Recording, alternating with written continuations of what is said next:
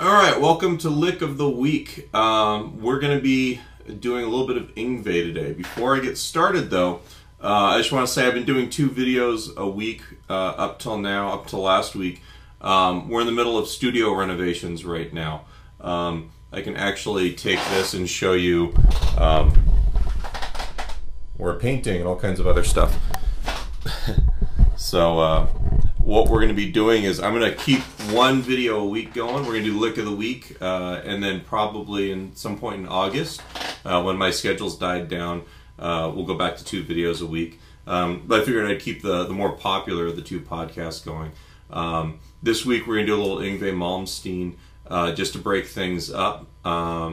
Just a little bit of harmonic minor scale fun that actually you can even use over a tune like The Thrill Is Gone by B.B. King. The application, if you were to take this idea and try and play it in a blues format, is you'd actually take these scale patterns or notes, play them over the 9th and 10th bars. Like if you're in the key of B, like Thrill Is Gone is, there's a G dominant chord to an F sharp dominant chord in bars 9 and 10. Just take this lick, move it down to B, and give it a try and see how it works, because it'll get all those chord tones for you. This is a real achievable Yngwie lick. It's not something that is so crazy fast that you won't be able to play it. It's basically just 2 ways of playing the same harmonic minor idea, which I think will be kind of useful for you, not only to give you a little bit of vocabulary, but also to bridge 2 of the caged root patterns that we always talk about these minor scales being in. Okay, I'm going to play example number 1. I'm going to do it with the metronome going, just so you get a reference of the time, and then we'll pull it through.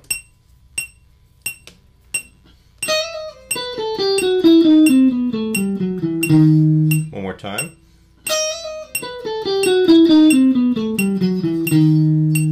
Okay, and then if I was to, jam it out a little bit,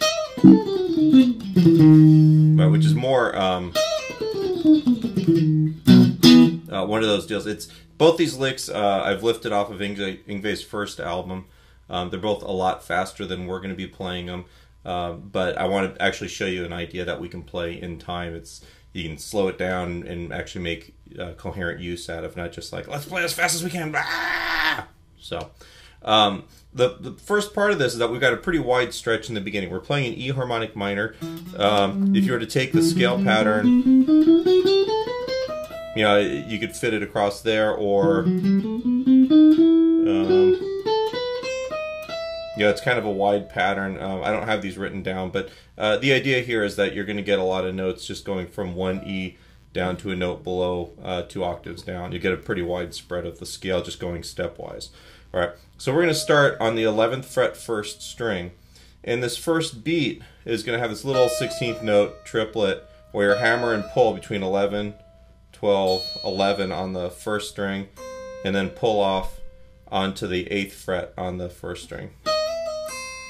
All right, it seems like kind of a wide stretch. It shouldn't be too hard. See where my thumb is? It's in the center of the hand to make this stuff work. If you got your thumb here, you're not going to be able to reach any of this stuff. And this isn't, to me, this isn't an unreasonable stretch for an adult player to grab.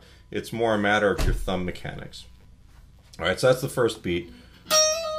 All right, and then we're going to go down on the 2nd string, 12, 10, 8. On the 13th string. On the 3rd string, we're going to go 11, 9, 8. So that far, we're going.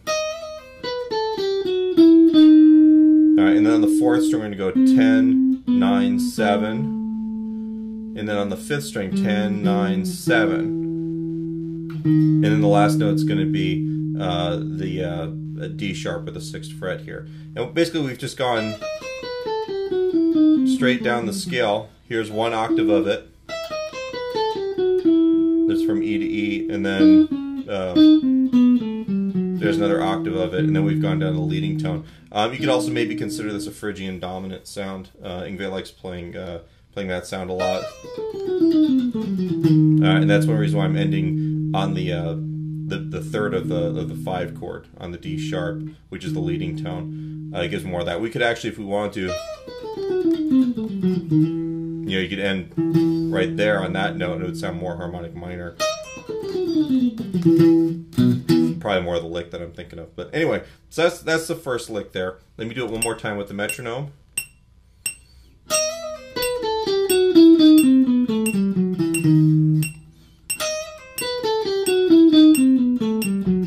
Now I'm alternate picking it pretty strictly. But you really want to try to make sure, I'm doing a down pick there on the first string, and then starting the second string on a down as well. It just seems to sit better. Alright, I try not to anchor. If I'm really playing this stuff fast, I end up doing a little bit of anchoring, but you just want every note to pop out, and you don't want to be, I mean, you could do hammer-ons and pull-offs and legato stuff, but to me, part of the beauty of this week's lesson is just getting used to playing a scale all alternate picked. And keep in mind that these are triplets. Except for the very first lick, we're thinking the counting goes 2 triplet, 3 triplet, 4 triplet, 1 triplet, 2. Okay, there's 3 of these notes per beat. And if you keep the picking consistent, it'll actually sit in the time real nicely. All right, now lick number 2. I'll give you I'll play through this one time.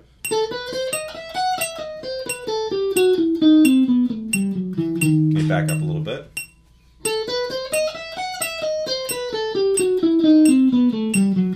So the second half of it's pretty similar to the other lick. I just like that he goes up into that other range there. I'll even, I'll play that idea where I'll show you in a second. I'll show you an extension of it. But the idea here is we're starting on the second string on the 10th fret, and we're going 10, 12, 13, and then you have to skip up here 11. I'm going to shut the metronome off. 11, 12, 14, and then back down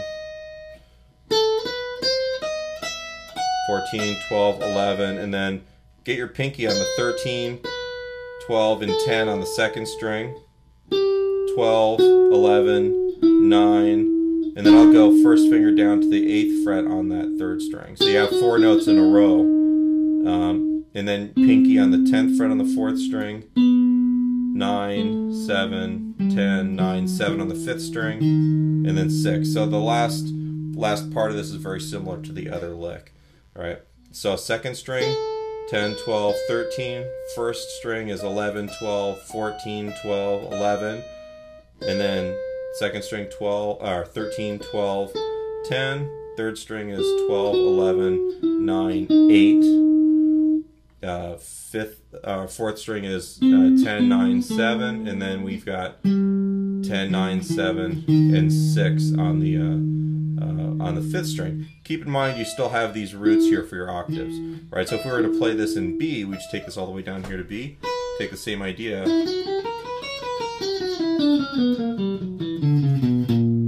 That's like what we're talking about with the B.B. King solo. You would actually play it down there. All right, so that's the deal. Let me play this one more time with the click.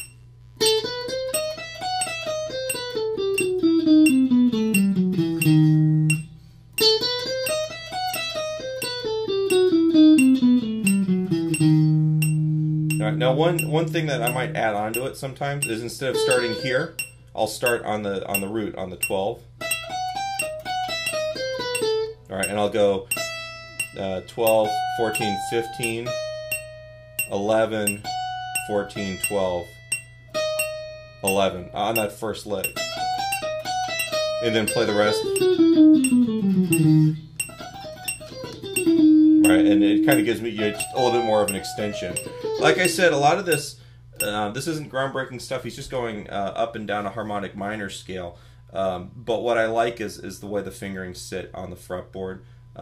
Instead of playing a scale where it's all in one position, which sometimes doesn't, when we play this way, it just doesn't feel very musical. He's playing things more laterally, which tends to be almost more horn-like. Like when you listen to a jazz, like a saxophone or a trumpet player, their phrases tend to flow a little bit more, and they're not constrained within these boxes that a lot of times, when we learn a cage system, or any of these root pattern systems that we tend to learn all of our early theory on, you know, you end up getting kind of stuck in these little 5 jail cells all over the fretboard. And it's a good way to start learning where your notes are and where your roots are, but at a certain point it's good to break out of those. And these licks are really, to me, they're really cool because they allow you to go from like the A or the pattern 2 if you do the MI book to the G in Cage, which is pattern 3.